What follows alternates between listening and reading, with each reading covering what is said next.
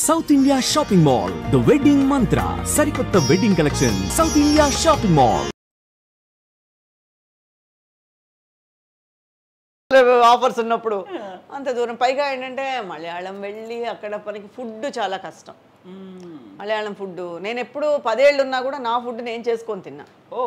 వాళ్ళ ఫుడ్ నేను ఎప్పుడు తినలేదు. బేసిక్గా నేను వెజిటేరియన్. సో వాళ్ళు అక్కడ పొద్దున్న లేచి నాన్ వెజ్ తింటారు, టిఫిన్కే వాళ్ళు నాన్ వెజ్ తింటారు. అవును. సో అక్కడ పొద్దున్న లేవగానే పరోటా బీఫ్ అక్కడ మస్ట్గా ఉంటుంది. సో నేను అప్పుడైతే కుక్కరు ఇల్లు నాకు ఒక ఇల్లు ఇచ్చేవారు, నా వెనకాల మా అమ్మ వచ్చేవారు, లేకపోతే ఎవరో ఒకళ్ళు వచ్చి నాకు హోటల్ నుంచి నా ఫుడ్ అది చూసుకునేవారు. నాకు అంత ప్యాంపరింగ్ ఉండేది. సమయానికి తినమ్మా అనేదో ఫ్రూట్స్ ఇవ్వడము, జ్యూస్ ఇవ్వడము, లేకపోతే ఫుడ్ తెచ్చి ఆర్యాస్ అనేది ఉండేది వెజిటేరియన్ హోటల్. అక్కడి నుంచి ఇవన్నీ ఇప్పుడు ప్రొడక్షన్ వాళ్ళు ఎందుకు చేస్తారు? అవును. సో ఇప్పుడు వాళ్ళని వెళ్ళి వాళ్ళనంత ఇబ్బంది పెట్టే కన్నా ఈ రోల్లో బెస్ట్ మనం ఇక్కడ చేసుకోవడమే బెటర్. ఎగ్ కూడా తినరా? ఎగ్ ఒకసారి ట్రై చేశాను కానీ నాకు పెద్ద ఇంట్రెస్ట్ అనిపించలేదు. నచ్చలేదు అంటే ఇంట్రెస్ట్గా తిందాము అనే ఆ ఫీల్ కలగలేదు. సో యూజువల్గా మీ డే షెడ్యూల్ ఎలా ఉంటుంది? ఏం తింటారు? సీరియల్ సంబంధించినంత డే షెడ్యూల్ అడగండి, వాళ్ళ కోసమే పుట్టాం మేము. డే షెడ్యూల్ ఎవరిని అడిగినా కూడా ఒకటే చెప్తారు, పొద్దున్నే లేదు అమ్మో టైం అయిపోయిందా, గట్టిగా కూర్చొని కాఫీ తాగి 10 నిమిషాలు మాట్లాడడానికి కూడా టైం ఉండదు ఇంట్లో వాళ్ళతో.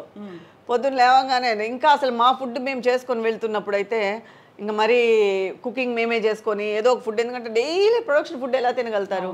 తినలేరు. బాడీ ఇప్పుడు మనకి మెటబాలిజంగా బాడీ మారిపోయినా కూడా ఫుడ్ వల్ల మారిపోతుంది అని దాని మీద వేసేస్తాం. ట్రూ. సో ఒకవేళ అక్కడ మనకు ఫుడ్ పడలేదు, ఒకప్పుడు పడిన ఫుడ్డే ఒకప్పుడే తిన్న ఫుడ్డే ఇప్పుడు మనకు పడట్లేదు, ఎందుకంటే మన కండిషన్స్ మారిపోయాయి కాబట్టి. అందుకని పొద్దున్న లేచి పిల్లల్లాగా వంట వండుకొని క్యారియర్ కట్టుకొని పొద్దున్న 7:30కంతా ఇక్కడ బయలుదేరితే అక్కడ 8:30కంతా షార్ట్ తీయాలని వాళ్ళు ప్రెషర్గా ఫీల్ అవుతూ ఉంటే మేము గబగబా రెడీ అయ్యి ఆల్మోస్ట్ ఇంకా రాత్రి అమ్మయ్య వదిలేరా అనేటట్టు వరకు వాళ్ళ ముందే కూర్చొని వాళ్ళ అంతే రొటీన్ లైఫ్ అదే. ఎప్పుడైనా అనుకుంటా ఒక 10 రోజులు వెకేషన్స్ ప్లాన్ చేయాలి, అక్కడికి వెళ్ళాలి ఇక్కడికి వెళ్ళాలి అని. ఇప్పుడు కూడా అమెరికా వెళ్దామని ప్లానింగ్లో ఉన్నాము, కానీ వదలట్లేదా? నేను అన్నా అప్పటికి ఒక 2-3 months టైం ఇవ్వండి, 2 months గ్యాప్ ఇవ్వండి, నేను వెళ్ళి వస్తానంటే అయిపోతుందమ్మా. ఇప్పటికి 1300 అయింది ఎపిసోడ్ లేదు. సో అయిపోతుందమ్మా, చూద్దాము, అయిపోగానే ప్లాన్ చేయండి. 1300 అంటే 3 ఏళ్ల నుంచి కంటిన్యూ అవుతుంది, 4 ఏళ్ళు అయిపోయింది. సో చూద్దామమ్మా, జస్ట్ ఇప్పుడైతే కొంచెం కష్టము, ఎందుకంటే కథ మీ మీదే పోతుంది. వాళ్ళు మనం లేదా కథే లేనట్టుగా వాళ్ళు మనకు చెప్తారు. సో టోటల్గా మీ మీదే పోతుంది కదా, అందుకని ఇప్పుడు నిజం కూడా యాక్చువల్గా అది ఫ్యామిలీ సబ్జెక్ట్ అనమాట. టోటల్గా మదర్ ఉండాలి, ఇంటికి పెద్ద దిక్కు మదరే. ఇంటి మదర్ లేకపోతే ప్రతిరోజు కనిపించాల్సిందే. మెయిన్ ఇంట్లో మదర్ లేకపోతే అంతా చిన్న చిన్న పిల్లలుగా ఉంటారు, అంటే ఒక ఫుల్ఫిల్నెస్ ఉండదు ఫ్యామిలీ. అందుకని సరే ఇంకా తప్పదని చెప్పి ఇది అయిన తర్వాత ప్లాన్ చేద్దామని అనుకుంటూ ఉన్నాను. సో ఎక్సర్సైజెస్, వాకింగ్లో, జిమ్. వాకింగ్ ఏటికి ఎదురు చేసినట్టుగా చేస్తూ ఉంటాం, నెలకు చెయ్యాలి అని. చెయ్యాలి అనుకునే లోపు కొన్ని రోజులు మిస్ అయిపోతుంది, కానీ స్ట్రిక్ట్గా చేసేవాళ్ళు కూడా ఉన్నారండి. నేను అందులో సోంబేరి, మనం కొంచెం అంత సిన్సియర్ కాదు, కానీ సిన్సియర్గా చేసేవాళ్ళు కూడా ఉన్నారు. కొంతమంది ఆర్టిస్టులు 4ంటికి లేచిపోయి కష్టపడి, మరి అంత కష్టం చేయలేను నేను. డే అంతా అక్కడే గడిచిపోవాలి, పడుకోవాలి. అమ్మో మనకు నిద్ర ముఖ్యం అని చెప్పి 6ంటికి 5:30కి కానీ 5ంటికి కానీ తక్కువగా లేవం. లేచిన వెంటనే మనకి అయ్యో క్యారియర్ ఫుడ్ లేకపోతే కష్టం, అక్కడ ఫుడ్ చేసుకోవాలి ముందని ఫుడ్, అలా అలా అలా అలా అలా ఎక్కడ ఎస్కేప్ అయిపోతాం, ఎక్సర్సైజ్ దగ్గర ఎస్కేప్ అయిపోతాం. అంతే, అదొకటి మైనస్. మనమే చెప్పుకుంటాం అయ్యో అందుకని చేయలేదు, లేకపోతే నువ్వు చాలా సిన్సియర్ చేసేసి ఉంటావు. అవును, వచ్చేసరికి లేట్ నైట్ అయిపోతుంది, చాలా అస్సలు కాళ్ళు నొప్పులు. ఈ మధ్య అయితే అసలు కాళ్ళు నొప్పులు ఎక్కువ అయిపోతున్నాయి అని చెప్పేసి పడుకోవడం. నెలకి ఎక్స్క్యూజెస్ ఎక్కువైపోయి చాలా మినిమల్ అయిపోతుంది. అలా ఉండకూడదు, నెక్స్ట్ నుంచి అయినా ట్రై చేస్తాను అలా ఉండకుండా ఉండడానికి. ప్రస్తుతానికైతే అలా ఎస్కేప్ అయిపోతున్నాం.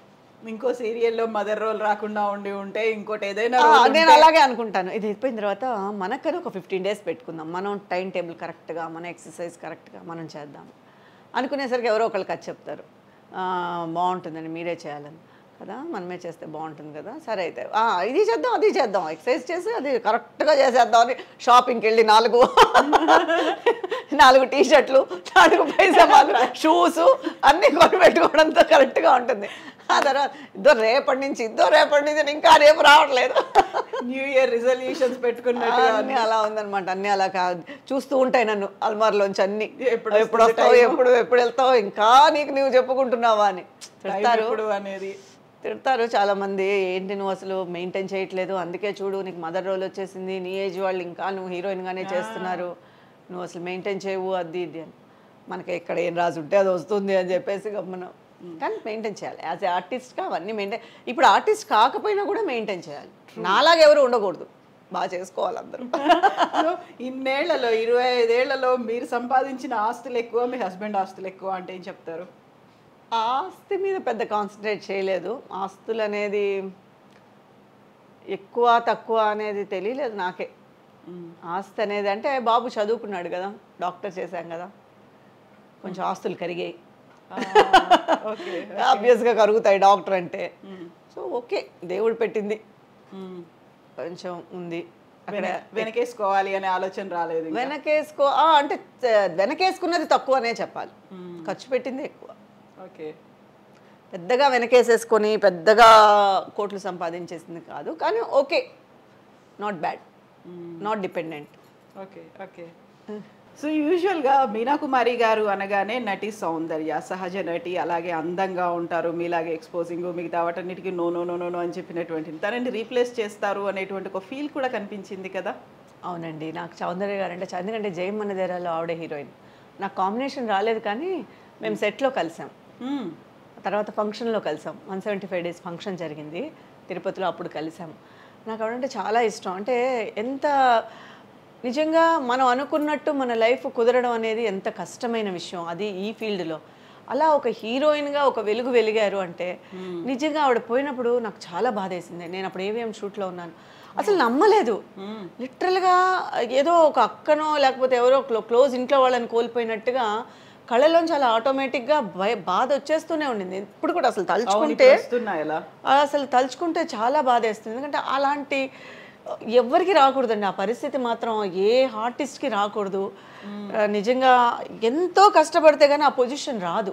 ట్రూ కదా టోటల్గా. అలాంటప్పుడు ఆ పొజిషన్ని అంత తక్కువగా ఇది చేయడం అనేది చాలా కష్టమైన బాధాకరమైన విషయం. ఏ హీరోయిన్కి కానీ ఏ ఆర్టిస్ట్కి కానీ మామూలుగా ఎవరికి రాకూడదు, కానీ అంత కష్టపడి అంత ఉన్నత స్థాయికి వెళ్ళి ఆవిడలాగా అలాగే శ్రీదేవి గారి మరణం. సో ఈ రెండు డైజెస్ట్ అవ్వని విషయాలండి. సో టోటల్గా సౌందర్య గారిది అయితే మరీ దారుణం. ఆవిడ ఎంత పీక్లో ఉన్నారండి అప్పుడు, ఎంత అసలు కొంచెం కూడా చాలా బాధ వేసింది. అందులో అలా హెలికాప్టర్ క్రాష్ అయింది, అందులో నమ్మలేదండి అసలు. నిజం చెప్తున్నారా అబద్ధం చెప్తున్నారా అని చెప్పేసి తర్వాత నిజం అన్న తర్వాత అదే అనుకున్నా, ఒక ఆర్టిస్ట్గా అనుకున్నా. మనము ఒక ఆర్టిస్ట్ కదా, అప్పుడు ఎంత అప్పుడే పెళ్లి చేసుకొని సో ఒక లైఫ్ అనేది అప్పుడే స్టార్ట్ చేస్తున్నారు. ఎన్ని ఆశలు ఉంటాయి. అట్లా ఆవిడ చాలా నచ్చిన హీరోయిన్. ఆవిడ మరణం అనేది కూడా అసలు జీర్ణించుకోలేము. అందుకే ఈరోజు కూడా ఆవిడ స్క్రీన్ మీద వచ్చిందంటే బాధేస్తుంది. అయ్యో మంచి ఆర్టిస్ట్, అయ్యో ఎన్ని ఆశలతో ఉంటారో, అసలు అలా పోయినప్పుడు ఆవిడ ఫీలింగ్ ఎలా ఉంటుందో అని బాధేస్తుంది. ఆ ఏజ్లో పోవాల్సింది కాదు అసలు. చాలా అసలు ఎంతో లక్కీ, ఎంత అదృష్టం ఉంటుందో అంత దురదృష్టం కూడా అలా వెంటాడిందేమో అనిపిస్తుంది. ట్రూ కదా, ఎంత అదృష్టం వచ్చిందో అంత దురదృష్టమో ఆవిడ వెంటనే అలా సెకండ్ హాఫ్ అనేది అలా కొట్టేసింది. ఇంకా బాగుందాము, ఇంకా అన్ని లైఫ్లో అన్నీ సెటిల్ అవుదాము అనేటప్పుడు అక్క చెల్లో, అక్క తమ్ముడో, అన్న చెల్లో మరి తెలియదు, ఇద్దరు ఒకేసారే కదా, చాలా కష్టమైన విషయం. సో మిమ్మల్ని కూడా అలా సౌందర్యలాగా అనుకునేవాళ్ళు కదా? అవునండి, ఫస్ట్ సావిత్రి గారితో కూడా నన్ను కంపేర్ చేసేవారు. నాకు చాలా ఆనందం వేసేది. నటన ఉందో లేదో నాకు తెలియదు, కానీ ఆ రోల్స్, ఫ్యామిలీ రోల్స్ నేను చేసేటప్పుడు కూడా చాలామంది నన్ను తమిళ్లో కూడా సావిత్రి గారితో కంపేర్ చేసి, నీకు అలాంటి రోల్స్ వస్తాయి, నువ్వు అంత బాగా చేసావంటే అలా ఉంటావు, నువ్వు అలా కొంచెం ఫిజిక్ కూడా నీది అలాగే ఉంటుంది, బొద్దుగా ఉంటారు అలా అనేవారు. తర్వాత సౌందర్య గారు కూడా అలాంటి రోల్స్ చేసేటప్పుడు డెఫినెట్గా అవన్నీ ఒక ప్లస్ పాయింట్సే కదా మనకి, మంచి ఒక పాజిటివ్ వైబ్స్. సో టోటల్గా అవి చెప్పేటప్పుడు మనం ఏదో సక్సెస్ అయిపోయాము అన్న ఫీల్ కలిగిస్తూ ఉంటుంది లైఫ్కి. అండ్ మీనా కుమారి గారు ఎంత యాక్టింగ్ ఎలా చేస్తారో అంతే బాగా. ఒక్క నిమిషం, నాకు నిజంగానే ఆవిడ గురించి తలుచుకుంటే బాధ వస్తుంది. అవును, అసలు టోటల్గా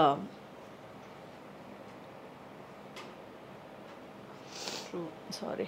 ఇన్నేళ్ళయింది దూరం అయిపోయి, అయినప్పటికి కూడా ఆల్మోస్ట్ ఒక 21 years అవుతున్నట్టుంది తను మనకు దూరం. అదే యాజ్ ఆర్టిస్ట్గా ఆలోచిస్తున్నప్పుడు ఏదో ఒక ప్రేక్షకురాలుగాను హీరోయిన్గాను మరి నాకు తెలియదు, కానీ అది ఎందుకో చాలా ఎమోషన్ అయిపోతాం అలా ఆ సిచ్యువేషన్ ఒక ఆర్టిస్ట్కి వచ్చింది అంటే. అలాగే సిల్క్ స్మిత గారు ఈ సూసైడ్ చేసుకుని అసలు ఎలా అనేదే పాపం అర్ధాంతరంగా దూరం అయిపోవడం అనేది జీర్ణించుకోలేకపోతాం చాలామంది ఆర్టిస్టులు. అలాంటప్పుడు ఈ ఫీల్డ్ మీద భయం వేస్తుంది. ఏంటి ఈ ఫీల్డ్ అలా ఎంత మనకి స్టార్డమ్ ఇస్తుందో అంతకంత కిందకి తోసేస్తుందామని. మనం అప్పుడు నార్మల్ లైఫ్ జీవించడం బెటర్ కదా దీనికన్నా, ఈ స్టార్డమ్ ఎందుకు, ఇలా కిందకు తోసేయడం ఎందుకు అని ఒక్కొక్కసారి చాలాసార్లు అనిపించింది కూడా. మనం ఎలా ఉంటాము, మన ఫ్యూచర్ ఎలా ఉంటుంది, ఏమవుతుంది, అలా ఉండకూడదు, సరే చూద్దాము, ఎలా మనకి ఏది రాసిందో తెలియదు కదా అని అలాంటివన్నీ విన్నప్పుడు ఒకలాగా ఒళ్ళు గగురు పొడుస్తుంది. అయ్యో ఈ ఫీల్డ్ మీద భయం వేస్తుంది. బట్ మన చేతుల్లో ఏమీ లేదు, ఎలా రాసి పెట్టుందో అనేటువంటిది అది నా లైఫ్ బట్టే నేను అర్థం చేసుకున్నాను. సో మన చేతిలో అనేది ఏం లేదు, ఇట్స్ ఫేట్. నువ్వు రావాలని ఉంది, చేయాలని ఉంది, నీ లైఫ్ ఇందులో సెటిల్ అవ్వాలని ఉంది, నువ్వు నీ ట్రావెలింగ్ ఇలా జరగాలని ఉంది, జరిగింది. అలా ముందుకు వెళ్ళిపోవడమే ఇంకంతే. మీనాకుమారి గారు ఎంత బాగా యాక్టింగ్ చేస్తారో అంత బాగా వంట కూడా చేస్తారో అనేది. వంట అనేది అంత పెద్ద వంట అని కాదు, ఎందుకంటే అదే చెప్తున్నాను కదా, ఇప్పుడు మా ఫుడ్ మేము తీసుకెళ్ళడము పెద్ద కుక్ కాకపోయినా ఓకే ఈటబుల్. నాకు ఇంట్లో వాళ్ళకి నేనే చేసి పెడతాను. మా ఇంట్లో మా అత్తయ్య గారు ఉన్నంత వరకు కుక్ ఉండేది ఈ మధ్య. సో ఎక్కువ నేను చేసుకున్నదే నేను ఇంట్రెస్ట్ చూపిస్తాను. ఎప్పుడు చేసి పెడతారు? మీరు ఎప్పుడు వస్తే అప్పుడు. ఓకే, మీరు ఎప్పుడు నెక్స్ట్ సెకండ్ సండే రండి, చేసేసుకుందాం. తప్పకుండా సెకండ్ సండే. కానీ నేను చేసిందే మీరు తినాలి, మీరు అడిగింది నేను మీరు ఎగ్ కూడా ఉండదని తెలిసిన తర్వాత కానీ మీకు నచ్చుతుంది. చాలా మందికి అక్కడికి వెళ్తే ఒక ముక్క కూడా ఉండదు. పప్పు అన్నం ఓకే. మమ్మల్ని సీరియల్స్లోను సెట్లో నన్ను ఏడిపిస్తారు. పెరుగన్నం తినే నువ్వు ఇలా ఉంటావా, ఇంత బాగుంటావా, పెరుగన్నం తినే ఇలా. పెరుగన్నం ఏం కాదు, మిగతా కూడా తింటాము. ఓ పప్పు నెయ్యి తింటావేమో నువ్వు ఎక్కువ, అందుకే ఇలా ఉంటావు. ఎస్ మీనాకుమారి గారు, థ్యాంక్ యూ సో మచ్ అండి. ఎప్పుడు మీరు ఇలాగే నవ్వుతూ ఉండండి, అందరినీ అలరించండి, అమ్మగా ఆదరించండి, ఇలాగే కీప్ గోయింగ్. నేను చాలా ఓపెన్గా మాట్లాడాను. సంథింగ్ ప్రేక్షకులు కొన్ని నచ్చచ్చు, కొన్ని నచ్చకపోవచ్చు. So thank you so much. మీరు చాలా రోజులుగా మీ ఛానల్లో నేను మాట్లాడాలని అనుకుంటూ ఉన్నాను, ఈరోజు ఇలా కుదిరింది. నా కోసం ఇంత దూరం వచ్చి మీరు నన్ను ఐ డ్రీమ్స్ ప్రేక్షకులకి పరిచయం చేసి నా మనసులో ఉండేదంతా చెప్పి వాళ్ళతో నేను షేర్ చేసుకున్నందుకు నాకు చాలా హ్యాపీగా ఉంది. కుదరడం కూడా మీరు ఆ గ్యాప్ ఏదైతే ఉందో ఆ గ్యాప్ లో మాకు ఇచ్చారు షెడ్యూల్ పెట్టుకోమని, లేకపోతే రోజైతే కుదరదు ఇంకా. అంటే ఎందుకంటే మీరు కరెక్ట్ గా పాపం లొకేషన్కి వచ్చి కష్టపడతారేమో, వాళ్ళేమో వదలరు, ఇంత టైం దొరకదు, ఫ్లో ఉండదు. మనకి మనసులో చెప్పుకునేటప్పుడు ఒక ఫ్లో వచ్చింది అనుకోండి, మన బాధ కానీ మన సంతోషం కానీ అలా చెప్పేసుకుంటూ ఉంటాము. ఒక షార్ట్ షార్ట్ రెడీ అని అంటే మీకు కష్టంగా ఉంటుంది. సో సెకండ్ సండే అనేది చెన్నైలో మాకు ఫ్రీ టైం అనమాట. సో మ్యాక్సిమం షూటింగ్స్ ఉండవు. అలా చేయాలంటే వాళ్ళు డబుల్ బేటాలు ఇచ్చి చేయాలి. ఒక టెక్నీషియన్స్గా 1000 రూపాయలు ఇచ్చేది 2000 ఇచ్చి చేయాలి ఆ రోజు, ఎమర్జెన్సీ అంటే. మ్యాక్సిమం సెకండ్ సండే ఉండదు. సో అందుకని మీతో మాకు టైం ఇచ్చారు, ఓపెన్గా మాట్లాడదాము, ఓపెన్గా ఉందాము అని. Thank you so much. Thank you అండి, thank you so much. Thank you, best wishes to you. Thank you.